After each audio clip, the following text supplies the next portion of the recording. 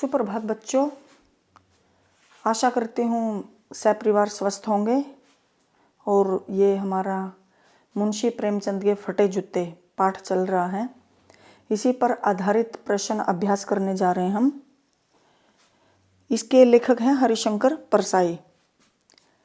हरिशंकर परसाई ने प्रेमचंद का जो शब्द चित्र हमारे सामने प्रस्तुत किया है, उससे प्रेमचंद के व्यक्तित्व की कौन कौन सी विशेषताएं उभर कर आई हैं।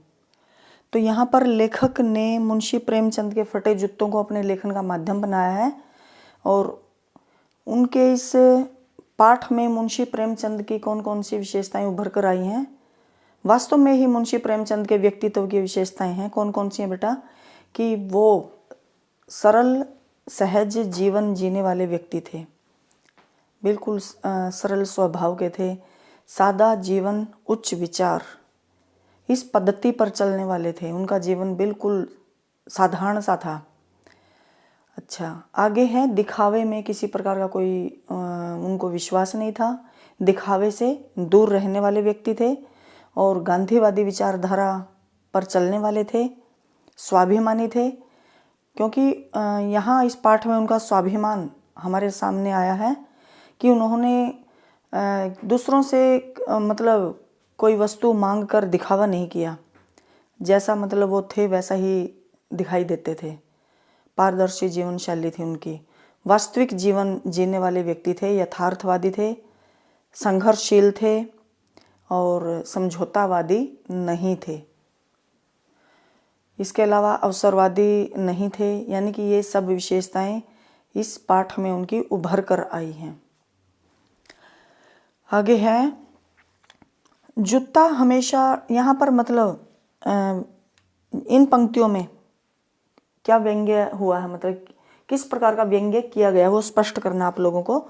जूता हमेशा टोपी से कीमती रहा है, अब तो जूते की कीमत और बढ़ गई है और एक जूते पर 2500 टोपियाँ न्योछावर होती हैं।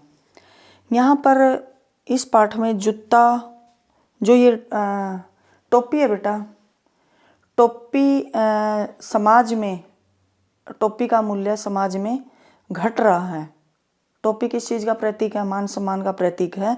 मान सम्मान का प्रतीक टोपी का मूल्य घटता जा रहा है। यानी कि समाज में सम्माननीय लोगों का आदर घट रहा है और जो दुष्ट प्रवृत्ति के लोग हैं, नीच लोग हैं, वो मतलब जो जूते के समान हैं, वो शक्ति प्राप्त करके समाज में प्रतिष्ठित होते जा रहे हैं और उनके रुतबे को, उनकी प्रतिष्ठा को टोपी धारक जो हैं, यानी कि वास्तव में जो मान सम्मान के अधिकारी हैं, वो उनको सलाम करते हैं, उनके सामने झुकते हैं। ये विडंबना है और सच्चाई है, उनकी लाचारी है। तो उस रुतबे को, उस प्रतिष्ठा को, उस प्रभुता को सलाम करते हैं टोपी धारक। यानी कि जो वास्तव में सम्माननीय लोग हैं, उनका समाज में आदर घटता ही जा रहा है। तुम तो पर्दे का महत्व ही नहीं जानते, हम पर्दे पर कुर्बान हो रहे हैं। यहाँ पर लेखक ने मुंशी प्रेमचंद के खुले व्यक्तित्व, उनके खुलेपन को उजागर किया है। मुंशी प्रेमचंद किस प्रकार के थे? वो दिखावे से दूर रहने वाले थे, वास्तविक जीवन शैली जीने वाले व्यक्ति थे। यानी कि जो अंदर से हैं वही बाहर से, अंदर बाहर एक थे वो। उनकी करनी कथनी एक थी। यानी कि वो जैसे थे वैसे ही समाज में सबके सामने प्रस्तुत हो जाते थे, किसी प्रकार का कोई दिखावा नहीं करते थे। तो ये मुंशी प्रेमचंद की महानता थी, उनका व्यक्तित्व था, वास्तविक जीवन शैली जीने वाले थे वो। लेकिन समाज क्या है? लेखक या समाज कैसा है? दिखावा करने वाला है। यानी कि अपनी कमजोरियों पर, अपने जो उनकी कमियां हैं, कमजोरियां हैं, उन पर पर्दा डालने की कोशिश करता है। जो हैं उसकी अपेक्षा जो नहीं है वो प्रस्तुत करते हैं लोग। वो है ना कि नकली चेहरा सामने आए, असली सूरत छिपी रहे। उनकी जो घिनौनी सूरत है वो छिपी रहती है, उसको छिपाए रहते हैं, उसको तो सामने आने ही नहीं देते। और जो झूठी शान शौकत भरी जिंदगी वो दुनिया के सामने लाते हैं। यानी कि दिखावा करते हैं और इस पर्दे की आड़ में वो न जाने कितने घिनौने कार्य करते हैं, किन किन कामों को अंजाम देते हैं, लेकिन दुनिया के सामने पाक साफ बिल्कुल एक ध्वलित छवि लेकर प्रकट होते हैं। तो इस प्रकार के लोग होते हैं दिखावा करने वाले लोग, जो अपनी कमियों को दबाते रहते हैं। लेकिन मुंशी प्रेमचंद कैसे थे? बिल्कुल पारदर्शी जीवन जीने वाले व्यक्ति थे। जिसे तुम घृणित समझते हो उसकी तरफ हाथ की नहीं पाँव की अंगुली से इशारा करते हो।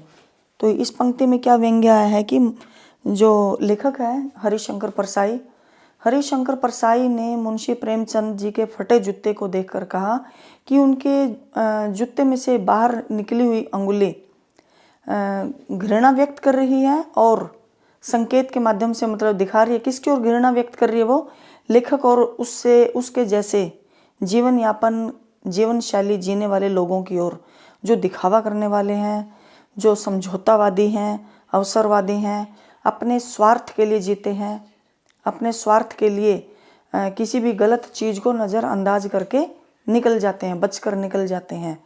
जो सामाजिक रूढ़िवादी परंपराएं हैं, जो समाज में बुराइयां व्याप्त हैं, उनको देखकर आंखें मूंद लेते हैं या फिर समझौता कर लेते हैं। इस प्रकार के लोगों की ओर वो उनके फटे जूते में से बाहर निकली हुई अंगुली उनकी ओर घृणा व्यक्त कर रही है। और इस प्रकार के लोग क्या करते हैं? लेकिन मुंशी प्रेमचंद जी ने इस प्रकार की मतलब विषम परिस्थितियों से, बुराइयों से समझौता नहीं किया। उन्होंने इनका डटकर मुकाबला किया और आवाज़ उठाई और इसी कारण उनका जूता फट गया। यानी कि वो आजीवन इस प्रकार की बुराइयों को दूर करने में लगे रहे, तभी उनका जीवन अभावग्रस्त रहा। उन्होंने अपने बारे में तो सोचा ही नहीं। सिर्फ उनके हृदय में क्या था बेटा? उनके हृदय में समाज की, गरीब लोगों की पीड़ा थी।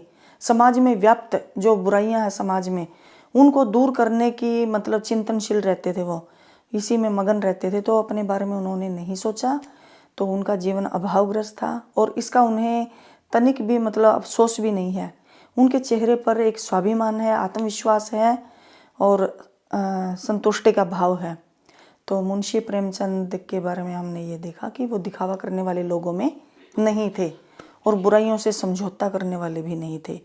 और जो इस प्रकार की मनोवृत्ति के लोग हैं उनकी ओर उन्होंने घृणा व्यक्त की है और अपनी पाँव की अंगुली से, हाथ की अंगुली से नहीं, हाथ की अंगुली से इशारा करके वो अपने हाथ का महत्व कम नहीं करना चाहते हैं, पाँव की अंगुली से उसकी ओर इशारा किया है।